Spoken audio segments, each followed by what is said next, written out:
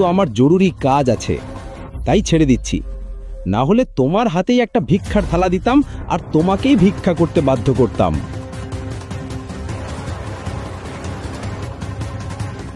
Sir, আপনার US পৌঁছানো খুব জরুরি। আমি আপনার জন্য একটি প্রাইভেট জেটের ব্যবস্থা করে ফেলেছি। আমাদের এখনই রওনা দিতে হবে। প্রাইভেট জেট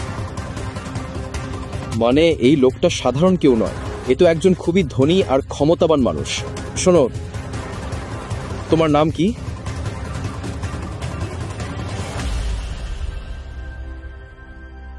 তোমার নাম কি? সরি স্যার, সরি, আমাকে মাফ করে দিন স্যার, ক্ষমা চাচ্ছি। যদি আগে জানতাম স্যার, তাহলে আমি নিজেই আপনার জন্য জেটের ব্যবস্থা করতাম।